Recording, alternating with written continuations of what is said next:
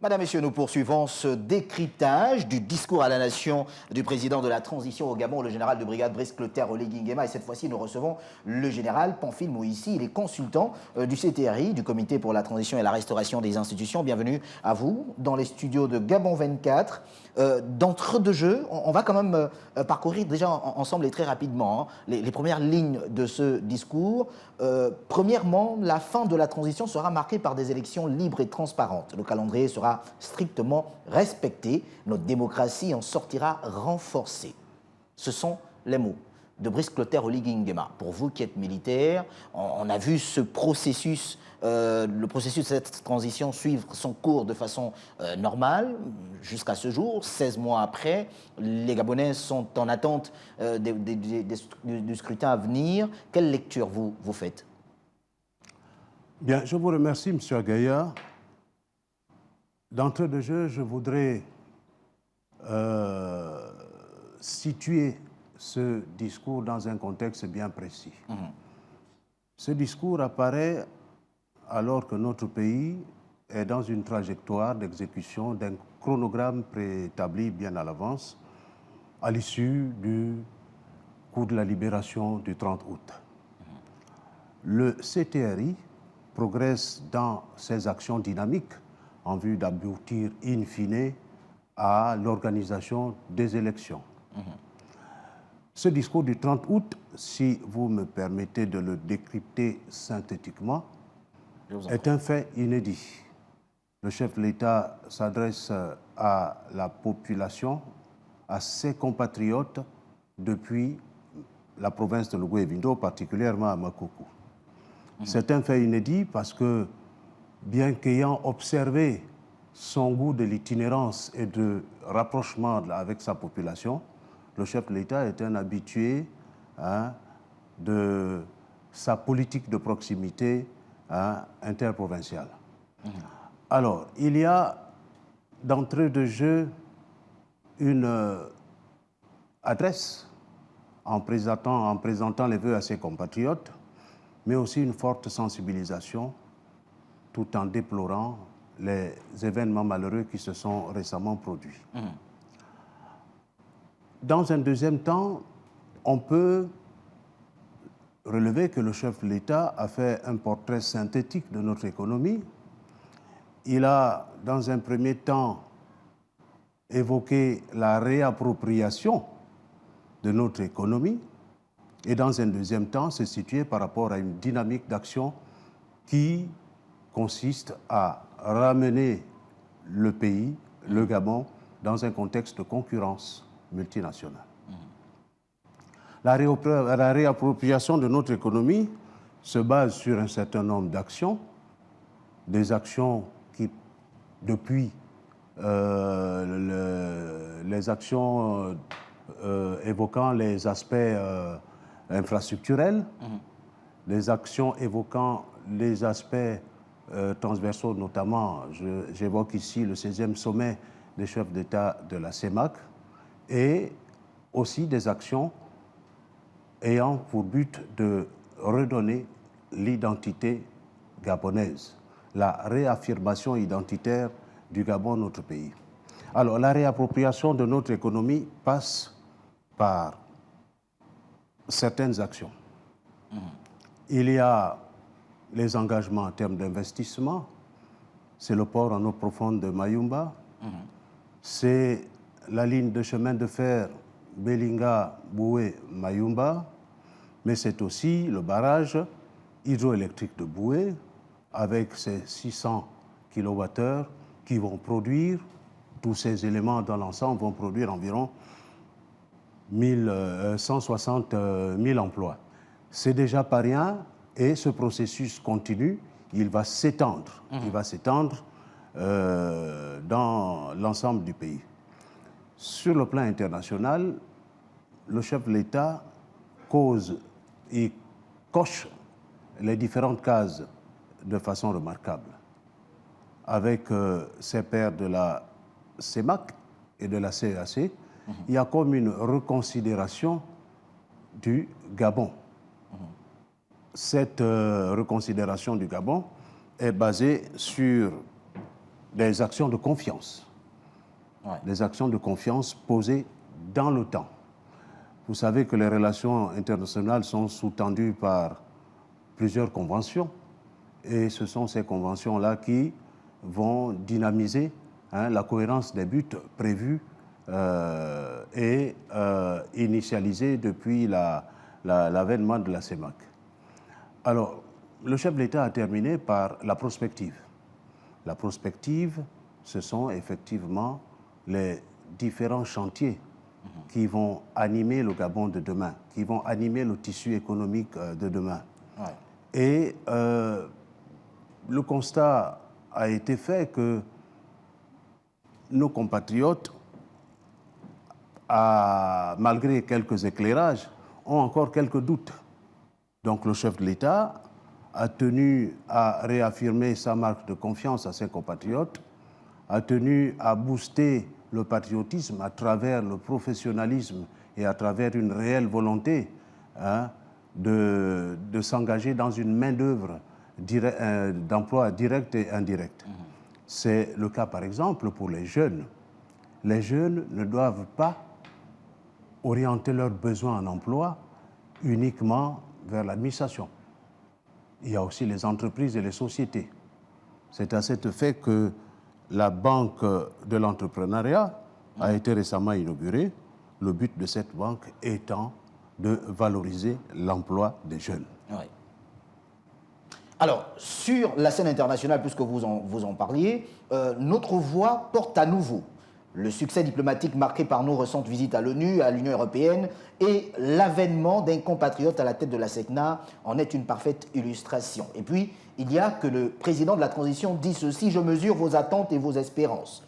Il parle encore d'espérance. Est-ce qu'aujourd'hui, les Gabonais devraient s'inscrire dans cette logique qui ferait que l'on doit pouvoir accorder le bénéfice du doute, par exemple, au président de la transition et au gouvernement? Tout à fait. L'espérance, toujours sur la base du format économique, l'espérance, c'est la réappropriation d'Assala. L'espérance, c'est la relance de l'activité aérienne avec Fly Gabon. Ouais. Le Gabon est à hauteur de 56% des actions, mais aussi très récemment avec le groupe Sekagadis, où le Gabon a récupérer 35%. C'est 35% qui était, à l'époque, une statistique fictive. D'accord. Et le chef de l'État entend poursuivre ces réappropriations dans tous les secteurs, avec le même élan. Il y a eu la SNBG récemment, plus récemment. Et plus récemment encore la SNBG, qui était presque à l'agonie, et le chef de l'État entend redynamiser ce secteur du bois à travers la SNBG, qui est un organe régulateur de l'activité de production. Et puis, il y a en matière d'investissement des projets prévus dans le secteur de l'agriculture. Oui, dans le secteur de l'agriculture. Vous savez, l'agriculture au Gabon a des fondamentaux qui nécessitent d'être exploités. Comme dans tout projet, il y a la phase d'exploitation, il y a la phase d'exécution et ensuite la phase d'évaluation. Nous sommes à la phase d'exploitation, c'est-à-dire comment mettre en œuvre des mécanismes, et ensuite la phase d'exécution, quand elle sera mise en œuvre, elle pourra justement redynamiser un certain nombre de paramètres, notamment l'emploi, et ensuite la phase d'évaluation, elle va nous permettre de cocher la case qui est celle de la concurrence multinationale et de l'autosuffisance alimentaire tant recherchée. Alors, vous qui êtes un militaire, Brice Clotaire Oligui Nguema a parlé de la modernisation des forces de défense et de sécurité, d'une protection des personnes et des biens plus accrue. Quels sont les grands chantiers qui ont été mis en œuvre au cours de ces 16 derniers mois et quelles sont les perspectives? Depuis que notre pays se confronte à des défis nouveaux, les forces de défense et de sécurité connaissent une mutation remarquable.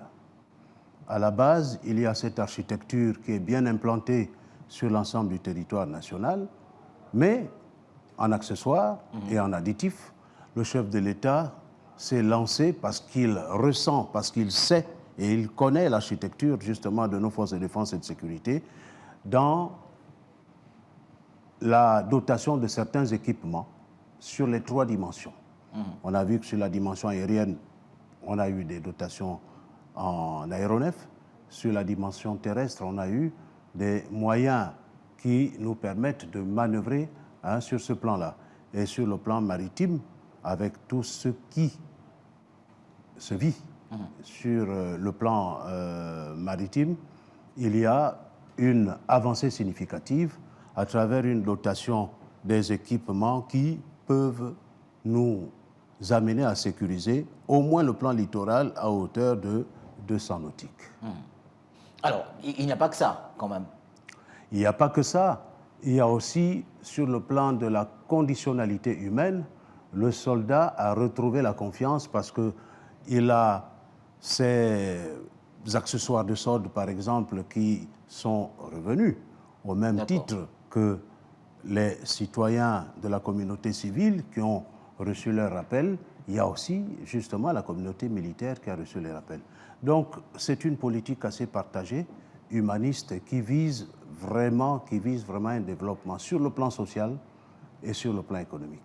Quelle est la politique qui est mise en place? Puisque vous le savez, le Gabon va vers une période électorale. Et durant souvent ces périodes, il est important que le pays soit sécurisé, que les frontières soient véritablement sécurisées. Quelle est la politique qui a été mise en place pour la sécurité des frontières au cours de ces 16 derniers mois?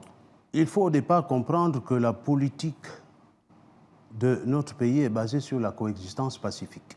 D'accord. C'est-à-dire vivre ensemble, mais en œuvrant pour la paix.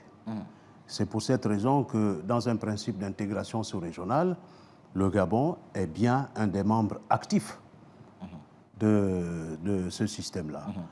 Et les menaces que nous vivons, que nous observons, sont des menaces qui sont appelées à avoir une adaptation en termes d'engagement. On dit nouvelle situation égale nouveau comportement. Les forces de défense et de sécurité adoptent un nouveau comportement par rapport aux nouvelles menaces. Il y a certes des efforts à faire parce qu'il faut se hisser à la hauteur du danger, mais le danger, il a cette particularité de ne pas se manifester de manière permanente. C'est par à-coup et nous avons des possibilités et les capacités de réagir. Alors, lors de sa rencontre avec les forces de défense et de sécurité, Brice Clotaire Oligui Nguema parlait d'une armée-nation. Ce concept existe-t-il toujours? S'est-il développé? Où en sommes-nous concrètement? Le concept armée-nation est un contrat social, je le disais lors d'un précédent plateau, entre les gouvernants et les gouvernés. Les citoyens ont ce besoin d'être sécurisés. Je le disais encore lors d'un récent plateau que la sécurité est un service public. Et pour que ce service-là soit rendu fonctionnel et efficient, il faut que les éléments nécessaires à l'aboutissement du concept armée-nation soient en place. Et c'est ce que s'attelle à faire le chef de l'État, c'est-à-dire mettre en place tous les éléments et les mettre en connexion, en cohérence, pour arriver in fine au concept armée-nation. Le concept armée-nation n'est pas un aboutissement à 100% d'entrée de jeu. Voilà, c'est la course à des statistiques évolutives, en ce sens qu'elles s'expriment dans le temps. On va aller à 30% de proximité sécurité avec la population, et ensuite à 50%, 60%, 70%, mais le concept armée-nation n'atteint jamais les hauteurs de 100%. Mais il faut s'y approcher. D'accord. Il y a également que Brice Clotaire Oligui Nguema évoquait la lutte contre la petite délinquance. Est-ce qu'à ce niveau, de votre point de vue en tant que militaire, il y a une véritable évolution? On a vu d'ailleurs encore récemment des interpellations de personnes se livrant dans la vente de certaines drogues sur le territoire gabonais. Bien, la lutte contre la délinquance est une action régulière et permanente. Comme je le disais, pour le concept armée-nation, il est difficile d'avoir une lutte gagnée d'avance à 100%. Mais elle doit être permanente parce que c'est un aboutissement, c'est un objectif. Et les dispositions sont bien en place. Observation d'un délit, et tout de suite, il faut réagir en sanctionnant. Ce qui est impardonnable, ou ce qui serait impardonnable, serait de rester sans réaction. Donc les réactions sont là, préparées, parce qu'il y a un parallélisme d'engagement entre les principes et la pratique. Donc, voilà. Que retenir de ce discours du président de la transition en ce qui vous concerne, avant que de pouvoir nous dire au revoir? Le chef de l'État a une vision très engagée de sa politique. Il a une vision très partagée. Et il est demeuré le même, c'est-à-dire qu'il reste humaniste. Humaniste en ce sens qu'il se soucie au plus près des préoccupations de ses compatriotes. Le chef de l'État a le souci de ramener l'économie gabonaise à une hauteur de vue qui serait appréciable, voire enviée. Le chef de l'État ne se limite pas à faire, mais il se limite à se projeter dans l'avenir avec les éléments prospectifs dont il a fait allusion lors de son discours. Merci à vous d'avoir été des nôtres. Je rappelle que vous êtes le général Pamphile Moïsi, vous êtes consultant du CTRI, du Comité pour la transition et la restauration des institutions au Gabon, en espérant vous retrouver lors de prochaines émissions de décryptage, pourquoi pas, pour aborder avec vous les questions de développement concernant les forces de défense et de sécurité au Gabon.